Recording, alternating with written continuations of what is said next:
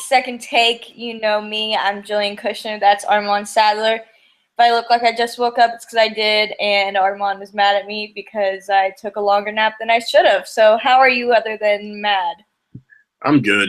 Jill's getting old, so she needs her rest. It's cool. I'm not really too angry with her. Life is good. Can't complain. Duke won, but we'll get into that. But yeah. So I'm good, guys.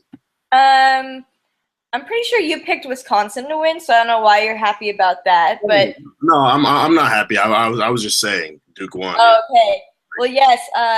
College basketball is over. Duke won as I predicted they would. It was a pretty good national championship game. Towards the end, it was just like basically the colossal fall of, I guess you could call it colossal, of Wisconsin. Duke, I mean, this stamped Mike, Coach K as like this probably the second best college basketball coach ever, in my opinion. I mean, so many title appearances. I think this was his fifth national championship, I believe. Just incredible. Yeah, so that's college basketball. It's over.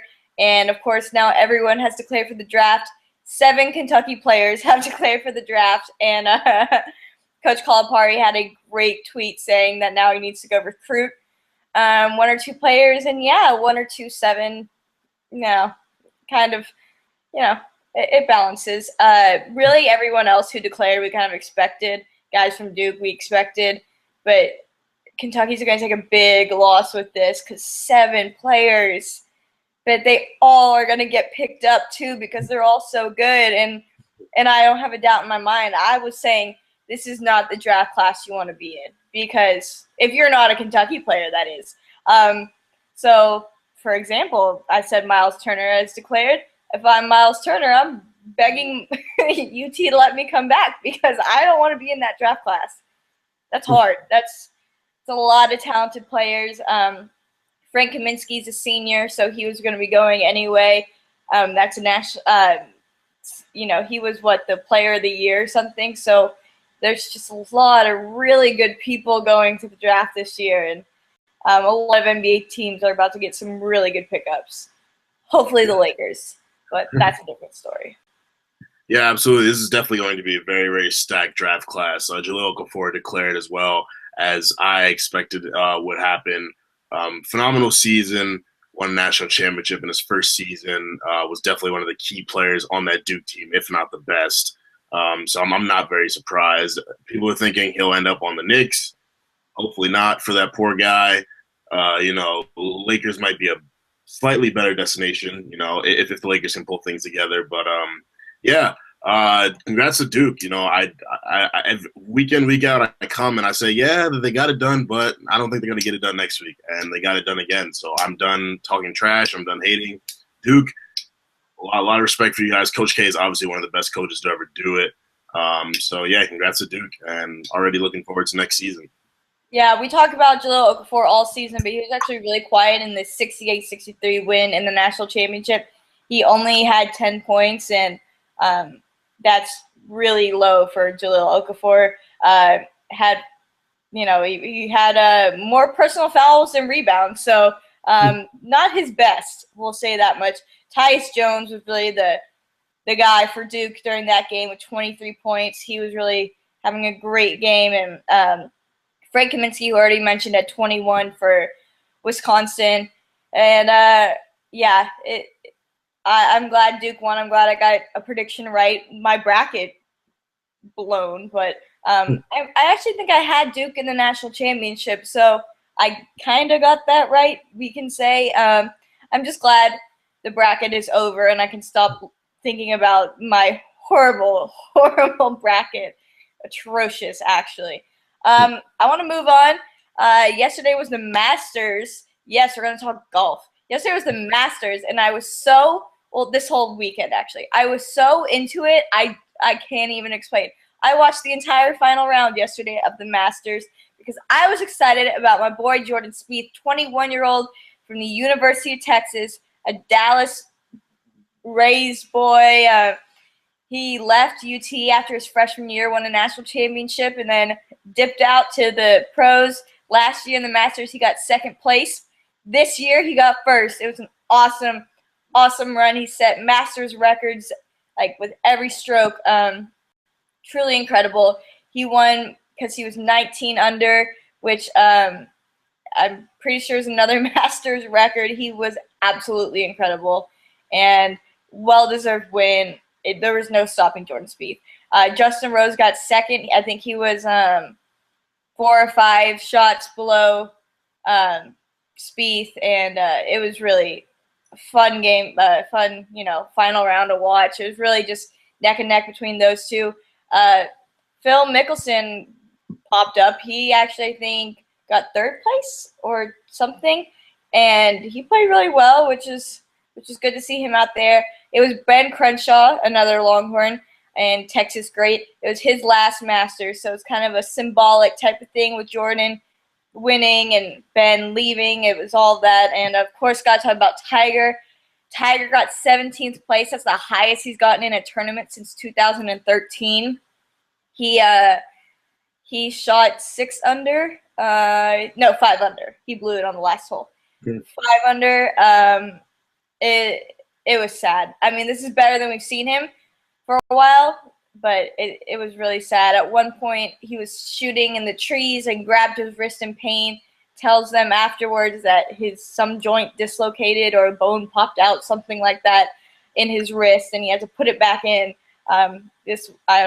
Whatever, if that's true or not, I don't know. But watching Tiger was hard. He looked so frustrated with himself and so disappointed in how he is as a player.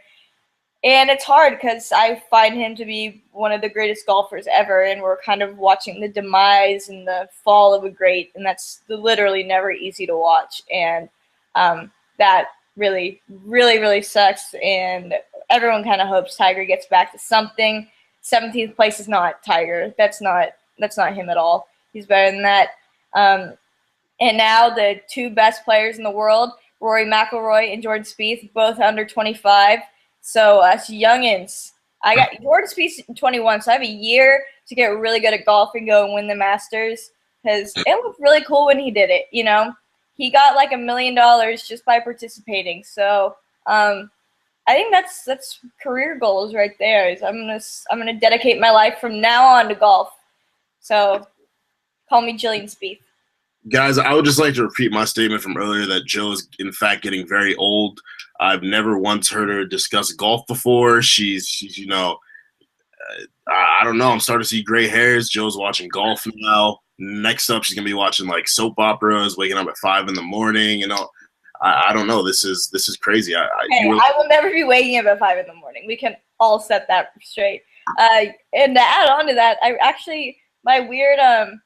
my weird guilty pleasure, not soap operas, but I do like curling, and I feel like that's a very old person thing. But I'm going to move past that. Okay, NBA. Let's talk NBA so I can stop getting looked at like that. There was some, I guess we can call this controversy in OKC yesterday. Russell Westbrook got a tech. That was his 16th of the season, so he was going to be suspended for the next game, and OKC is like this close to making or like getting out of the playoffs, and they're neck and neck with New Orleans. New Orleans wins the tie between them, and it real close. Westbrook actually scored 50 points after this tech, but the NBA rescinded that today, so he will be in this next game, which is good for OKC. I saw a really, really interesting stat that OKC is 2-7 when Westbrook scores 40 or more points, which I don't know how to break that up because that's not. I don't think that's how it's supposed to go. You're not supposed to be, like losing all the games when you score that many points.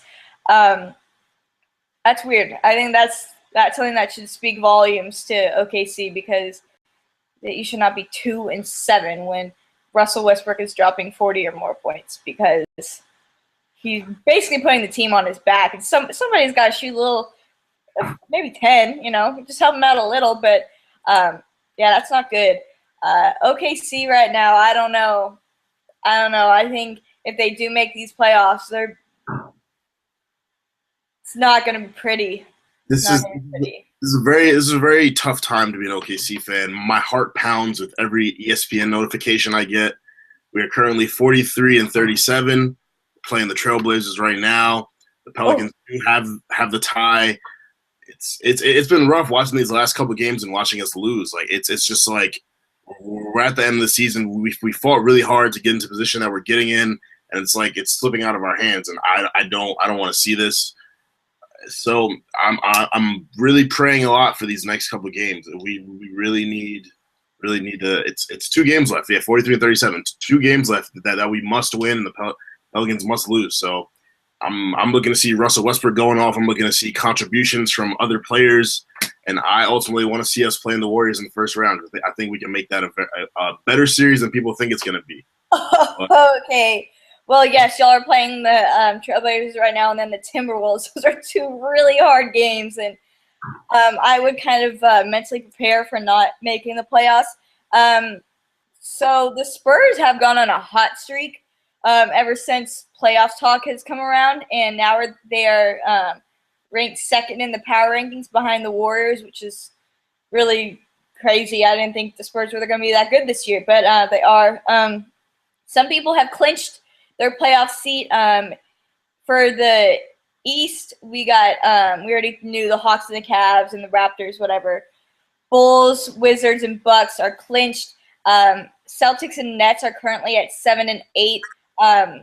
Pacers are kind of neck and neck with the Nets for that 8th spot. Speaking of the Pacers, Paul George is back.